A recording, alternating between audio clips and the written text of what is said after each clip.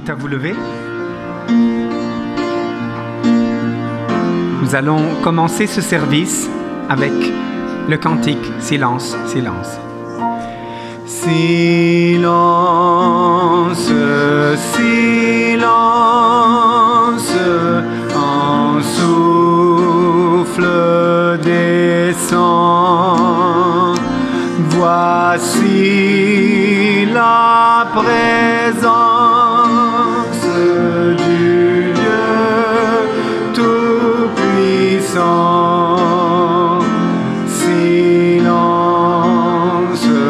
le Maître nous parle en ce jour et nous fait connaître sa paix, son amour. Silence, silence, révérons ce lieu. Oh, que nulle offense lui soit faite à Dieu. Silence, le Maître nous parle en ce jour et nous fait connaître sa paix, son amour. Silence, silence, et recueillons-nous dans la repentance. Prions à genoux. Silence, le Maître nous parle en ce jour et nous fait connaître sa paix, son amour. Silence, silence, moment solennel où l'âme s'élance vers le Dieu du ciel. Silence, le Maître nous parle en ce jour et nous fait connaître sa paix, son amour. Je vous invite à garder cette position pour la prière qui sera faite par notre sœur Alcimar.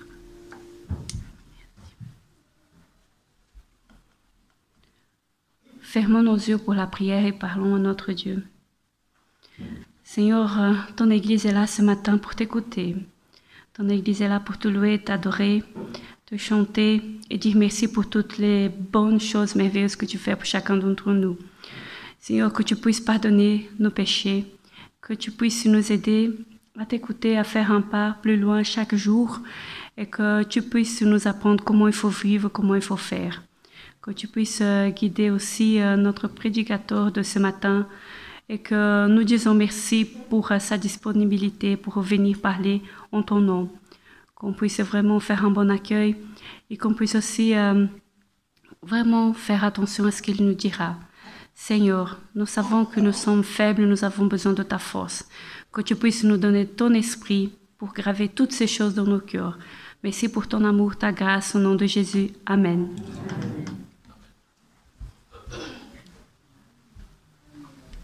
Aujourd'hui, nous allons poursuivre avec ce cantique « À Jésus, je m'abandonne ». parce que nous avons vraiment envie de commencer ce service en abandonnant tout souci, tout chagrin, toute préoccupation au pied de la croix. N'est-ce pas? Amen? Mettez-vous debout et chantons « À Jésus, je m'abandonne ».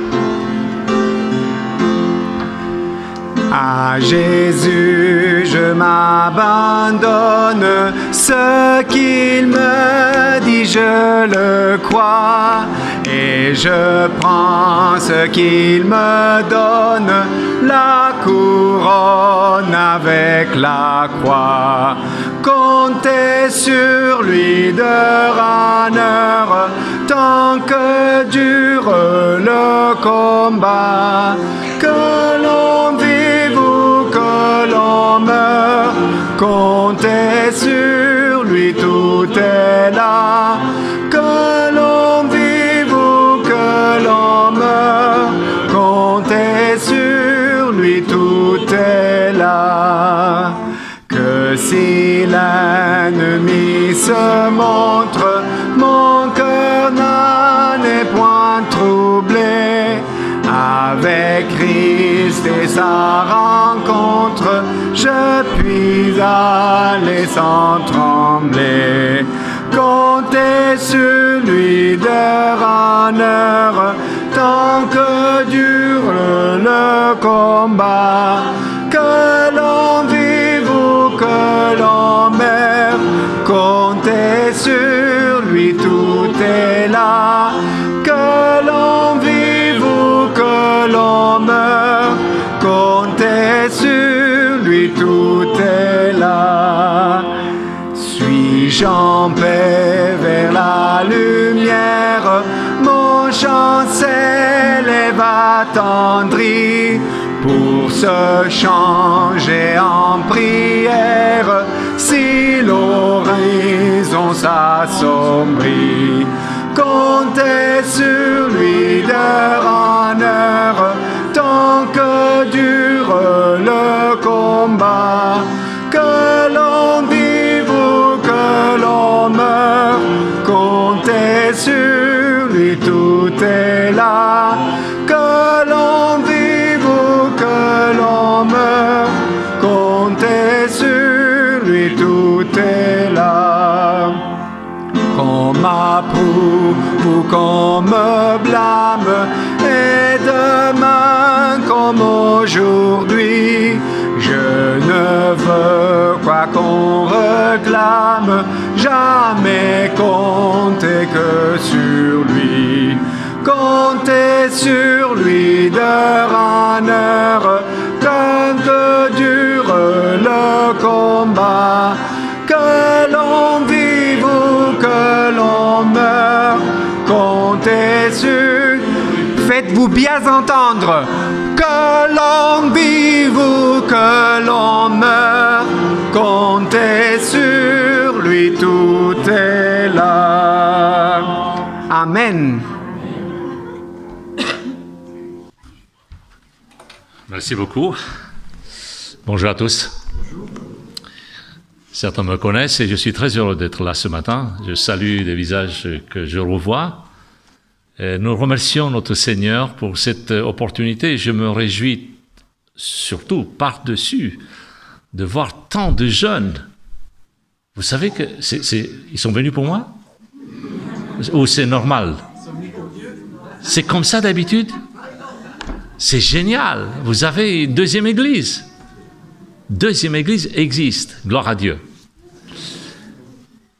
L'après-midi, nous allons continuer la réflexion que nous commençons avec quelques nouvelles. Et puis, vous aurez aussi l'occasion d'échanger, posons des questions pour des sujets qui nous intéressent.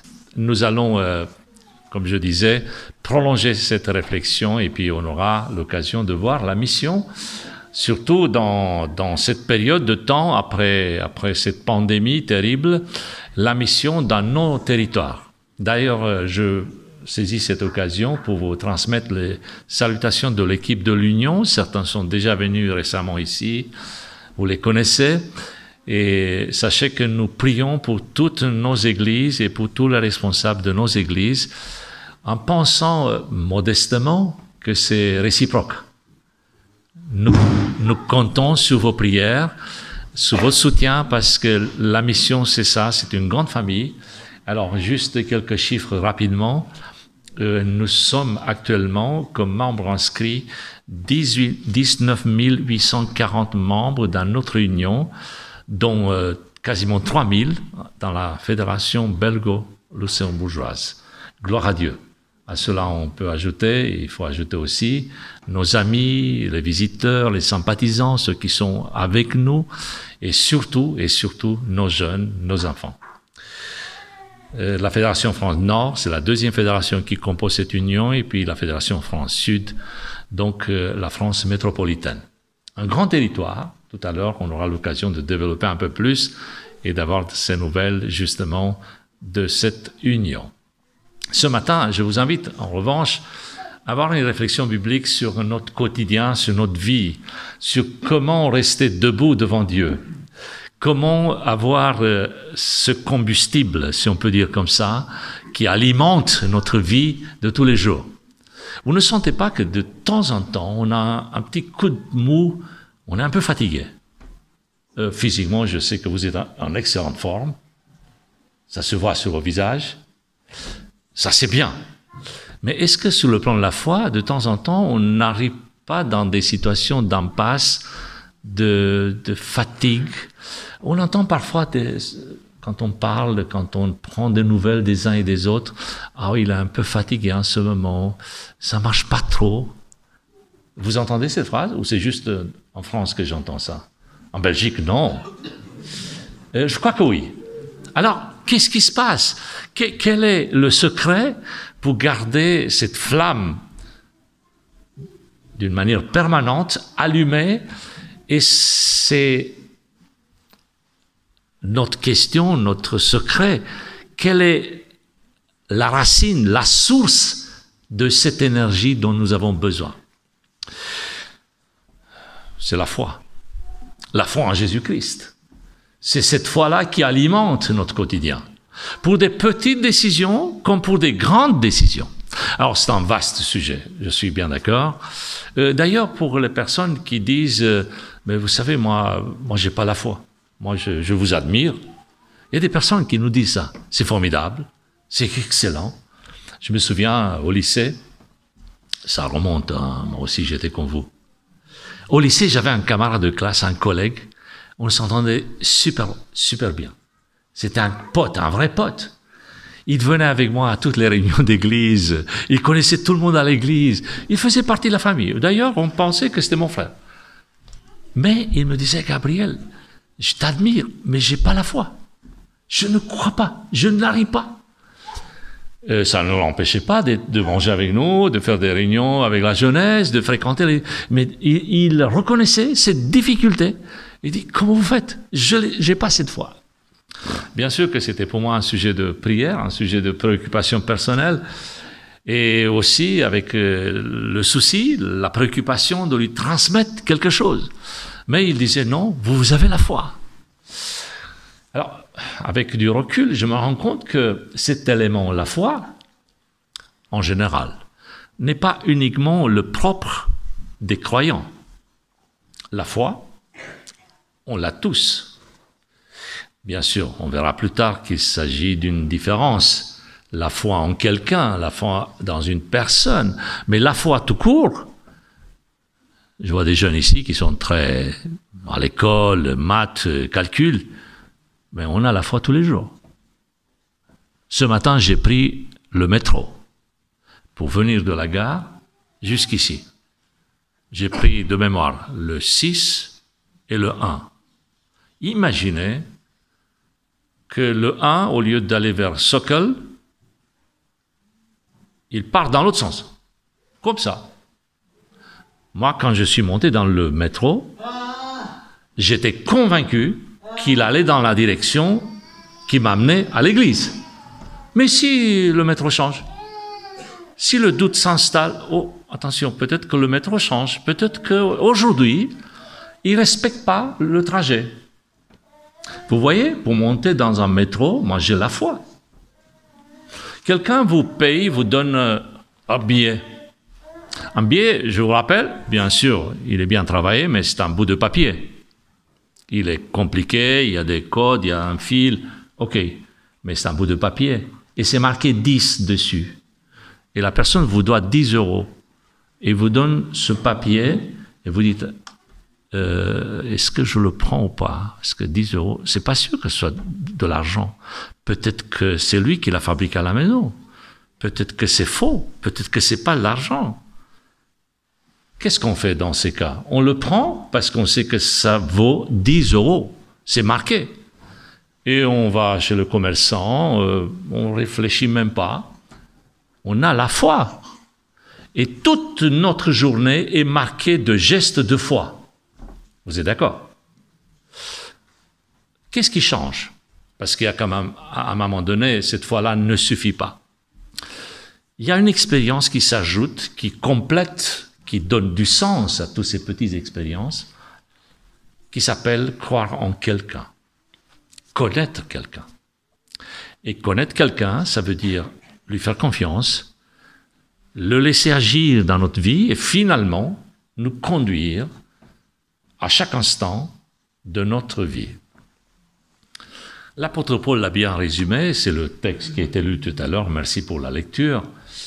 Romains chapitre 5, les premiers versets, on peut le reprendre, mais on peut aussi ajouter un autre passage, toujours de la même épître, cette fois-ci, le premier chapitre, les versets 16 et 17.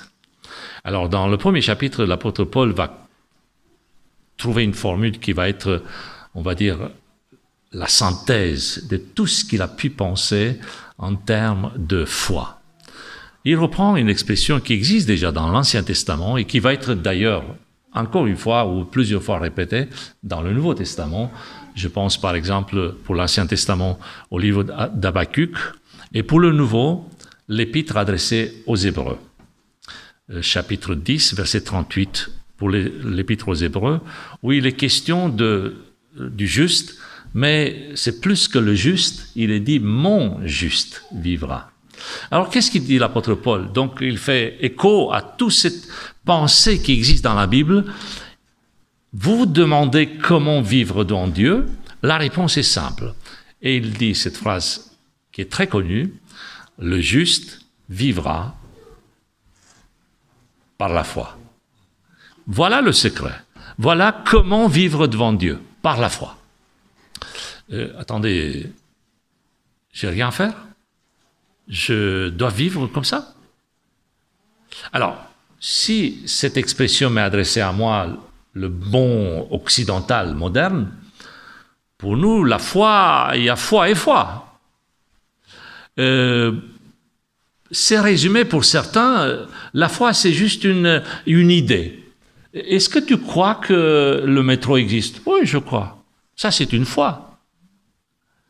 Mais cette foi-là n'est pas la foi biblique, parce que dans la Bible, à chaque fois quand on parle de la foi, vous avez remarqué, c'est la foi qui met en action quelqu'un, c'est la foi confidence, c'est la foi action, c'est que l'homme occidental et moderne qui a coupé en deux, c'est-à-dire information plus geste. D'où parfois, parmi nous, cette question, mais il suffit de croire, c'est bien, mais il faut quand même observer la loi, il faut quelque chose de plus. Comme si on avait peur de limiter la foi à juste une acceptation informationnelle.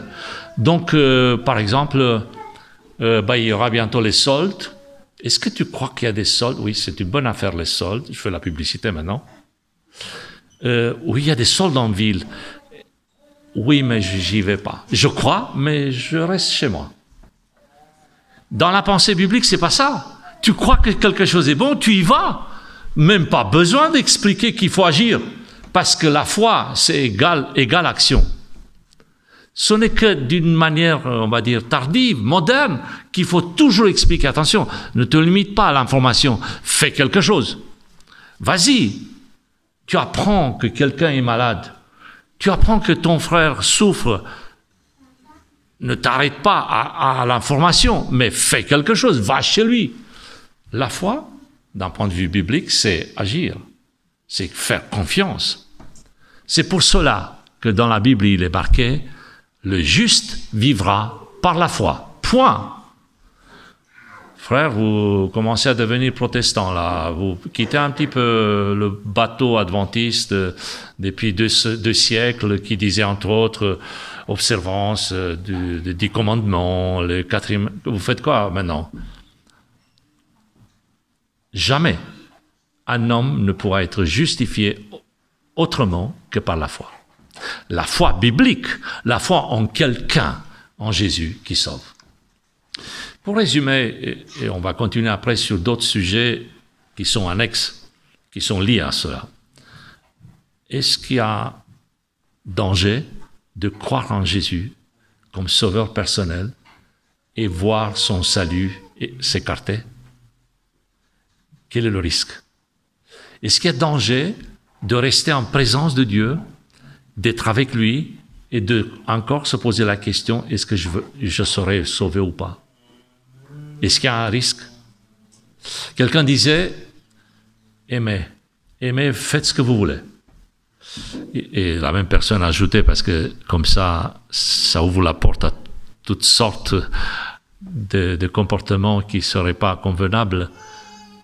La personne disait, aimez et faites ce que vous voulez, mais quand vous aimez, vous ne pouvez pas faire ce que vous voulez. Vous faites ce qu'il faut faire. Vous faites le nécessaire. La relation avec Christ nous amène au bon comportement. Des fois, on est préoccupé par notre extérieur, et c'est une bonne chose. On est préoccupé par nos actes, c'est une très bonne chose. La société aujourd'hui nous apprend la valeur, le rôle de l'éthique, de la responsabilité personnelle, comment se présenter. On a plein de cours, d'informations sur l'extérieur. Des fois, on parle de la motivation aussi. Mais devant Dieu, ce qui est important, c'est de mettre des choses dans l'ordre. Imaginons un arbre. Je ne suis pas spécialiste en jardinage, donc n'attendez pas une formation jardinage, mais c'est simple. Vous avez les racines, vous avez le tronc de l'arbre et puis le feuilletage avec les fruits. Jamais, même le moins connaisseur en jardinage comme moi ne mettra dans la terre les feuilles et les fruits avec les racines en haut pour planter un arbre. Jamais. Comment est-ce qu'on plante un arbre? On le met avec des racines d'abord dans la terre en espérant que par la sève ça va monter et un jour on aura des belles feuilles et bien sûr des beaux fruits. C'est la logique. C'est cause et effet. Pour la foi, c'est la même chose. On a la foi, le résultat, ça va se voir. Jamais on demandera à un être humain d'avoir des belles feuilles, des beaux fruits, et pour qu'ensuite soit relié à Dieu. Ça ne marche pas. Donc, ne tentons pas la cosmétique, l'arrangement pour être présentable et venir après à Dieu. On vient d'abord à Dieu, il travaille, ensuite il y a le résultat. Sans crainte. C'est pour cela que le juste vivra par la foi, uniquement par la foi. Bien sûr, pour notre nature active et pour certains très actifs, parce que certains d'entre nous sont hyperactifs, ils ont besoin de faire des choses, même devant Dieu. Il faut faire quelque chose. Et Dieu dit non, tu dois d'abord accepter cette foi, elle va produire des fruits. C'est ça le sens, d'abord la foi et ensuite le résultat. Et quand on se pose la question, qu'est-ce qu'il faut faire? On a parfois tendance à... et on ne met pas l'accent où il faut. Je me souviens d'un frère, de quelqu'un qui avait dans son enfance une expérience. Certains d'entre vous, peut-être, vous avez connu cette pratique, à savoir qu'à l'école, il y avait le cours de religion. Et la personne qui faisait le cours de religion leur a donné comme thème d'apprendre par cœur une prière. Alors, c'est parti d'un texte biblique, je vous résume rapidement. C'est un passage qui se trouve dans l'Évangile selon Luc, à partir du verset 9. Vous vous souvenez, c'est 2 hommes qui viennent au temple pour prier. Rapidement. L'un d'entre eux vient dire, Seigneur, enfin, je caricature, mais il dit ça, Seigneur, regarde combien je suis beau.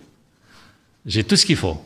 je donne la dîme, je suis correct. Il n'y a personne comme moi. Je ne suis même pas comme celui-là. Hein. À côté, il y avait un deuxième. Et le deuxième, c'est un homme qui n'a aucun mérite. Il est pauvre, en plus, il est mal vu par les autres. Il dit, Seigneur, tout simplement, aie pitié de moi, je suis pécheur. Point. 2 prières, 2 attitudes. Alors, le prof de religion, je reviens à l'histoire, il dit, apprenez la prière qui vous semble la plus appropriée, et celui qui va réciter la prière par cœur, c'est bien de temps en temps d'apprendre par cœur des textes bibliques, eh bien, celui-là, cet élève-là, aura une très bonne note. Alors, notre frère, l'enfant d'autrefois, il se souvient qu'il voulait avoir une bonne note. Donc, il va rentrer, il se dit, si j'apprends une petite prière, le prof ne va pas apprécier. Je vais apprendre une longue prière. Donc, il prend la première prière. Il apprend par cœur, hein, il y a quelques versets. Il apprend par cœur, et puis quand le cours de religion arrive, très fier de lui, voilà, il commence à réciter. Il récite sans faute. Réaction du prof. T'as bien appris? T'as bien récité? T'as une bonne mémoire? C'est pas la bonne prière. Ce n'est pas la bonne prière. Nous avons tendance à faire. Nous avons tendance à complexifier les choses. Et Dieu dit non, il faut rester dans la simplicité, en sa présence. C'est la bonne attitude. Quoi qu'on fasse, quoi qu'on ait, certains viennent de loin, certains partent avec un handicap, d'autres peut-être plus aisés dans la vie, dans tout ce que nous sommes.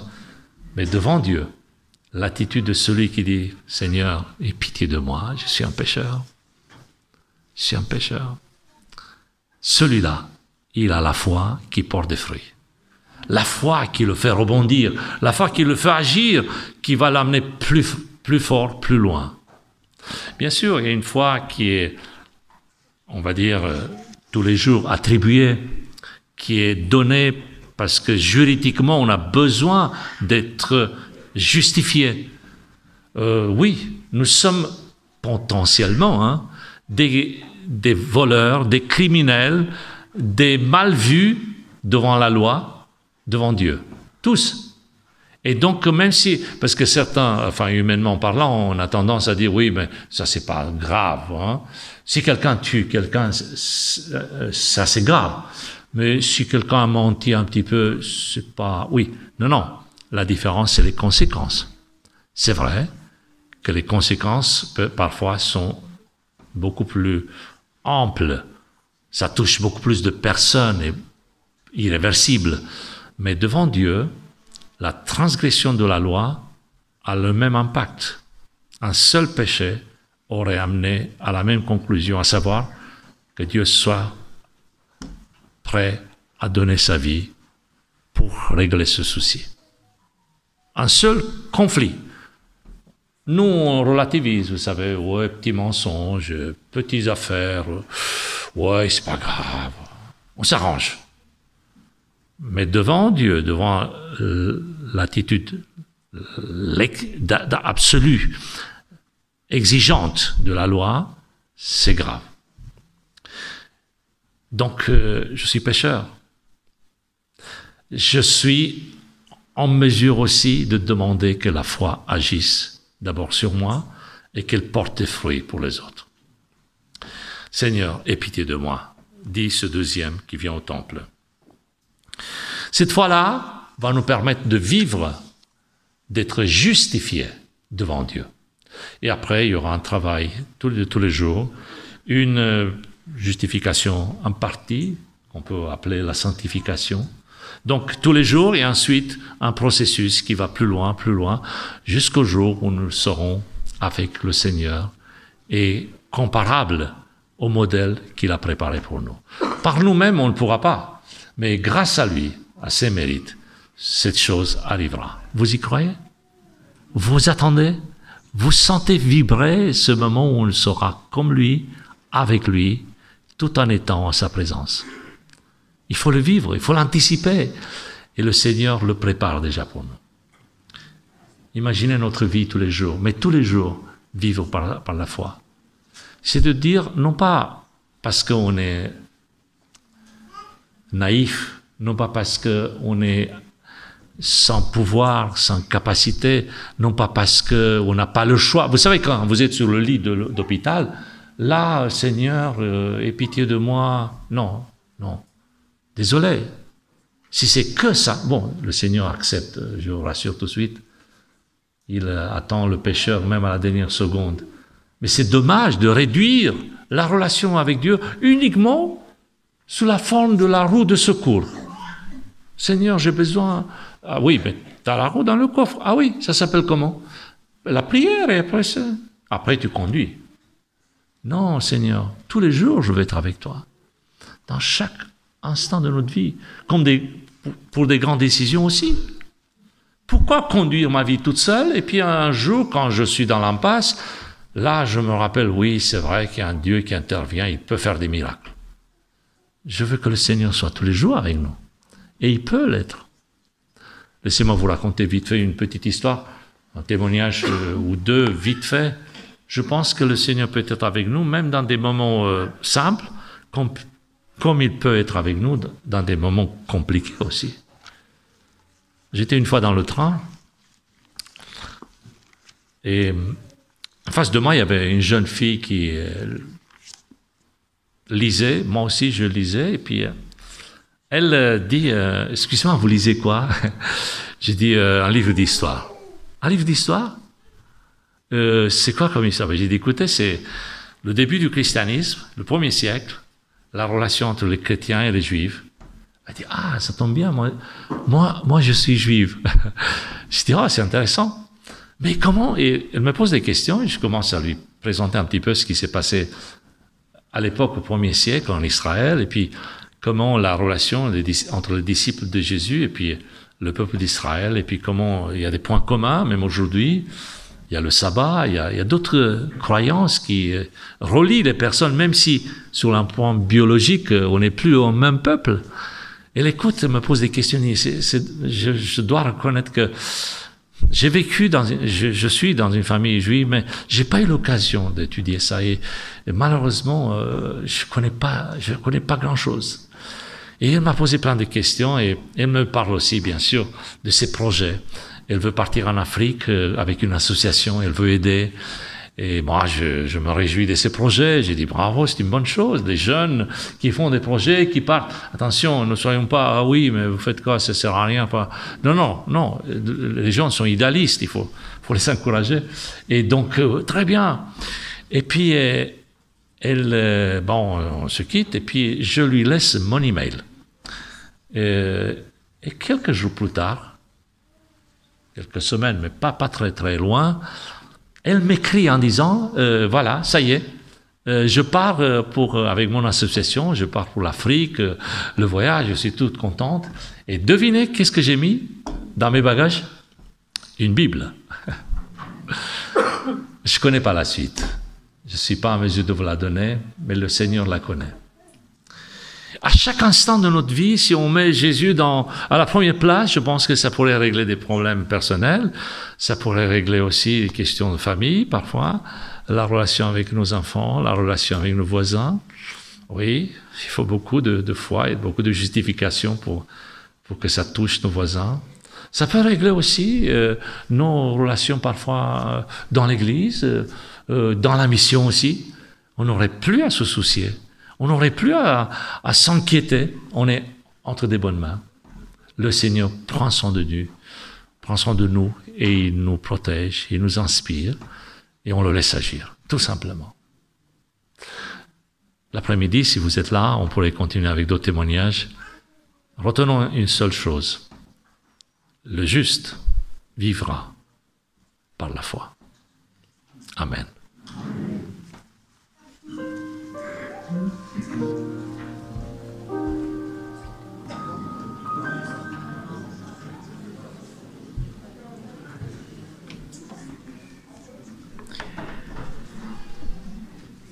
Le prochain cantique avec lequel nous allons vers la conclusion de ce service, c'est Flot mugissant. C'est un cantique que j'ai appris ici à Woluwe, dans mon église, au début de mon expérience ici en Belgique. Je suis très heureux de voir que vous vous mettez déjà debout tout seul. Je sais que cette église sait chanter ce cantique avec beaucoup d'énergie. Et c'est en pensant à ce que Pasteur Goléa nous a dit aussi, par rapport au parcours de la foi, que nous pouvons imaginer Dieu qui est au gouvernail de ce bateau. Et même si autour de nous, il y a la tempête, eh bien Dieu, il nous tient. Flot mugissant.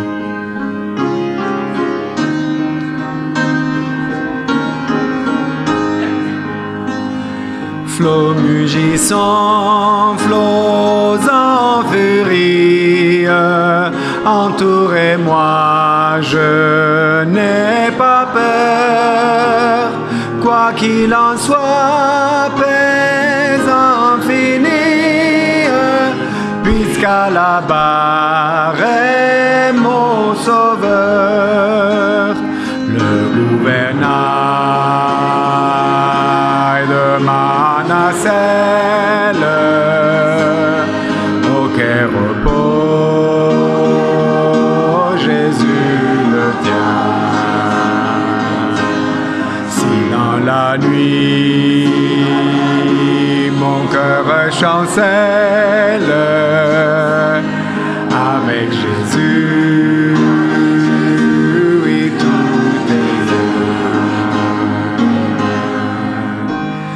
bien. Et vous recifs, cueil, menace, qui présageait plus d'un malheur, calme, je puis vous voir en face, puisqu'à la barre est mon sauveur, le gouvernail de ma nacelle, auquel repos Jésus le tient. Si dans la nuit mon cœur chancelle,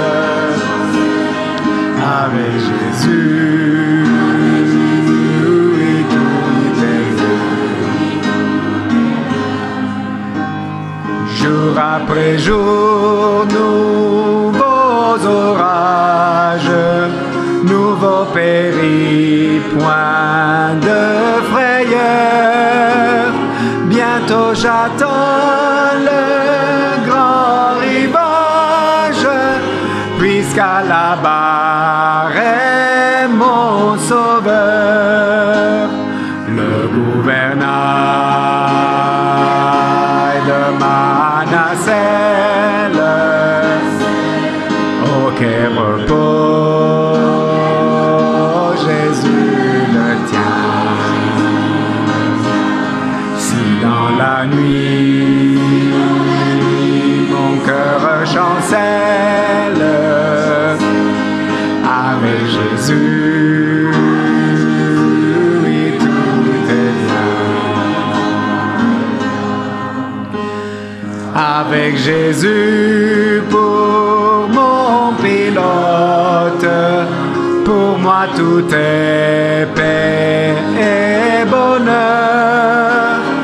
En sûreté mon esquif flotte, puisqu'à la barre est mon sauveur, le gouvernail de ma nacelle, auquel repos Jésus le tient. Si dans la nuit mon cœur chancelle, avec Jésus, oui, tout est bien. Amen.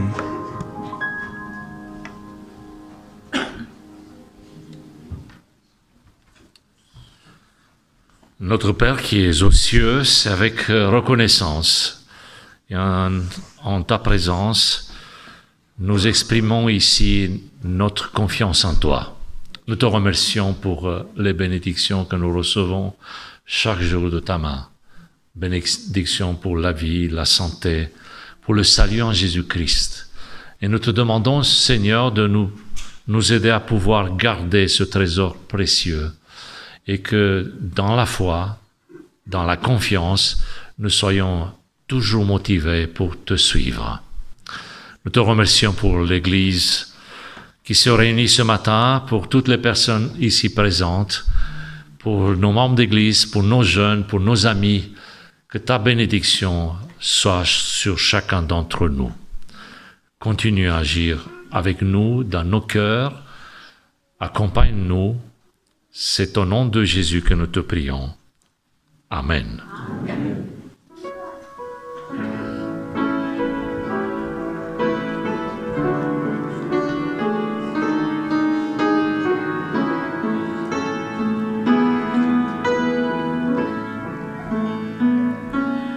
Nous sommes un dans un lien d'amour. Nous sommes un dans un lien d'amour. Notre esprit est uni avec l'Esprit de Dieu. Nous sommes un dans un lien d'amour. Maintenant, chantons tous ensemble et que son amour se répande. Prenons-nous par la main et le monde verra. Nous sommes un dans un lien d'amour.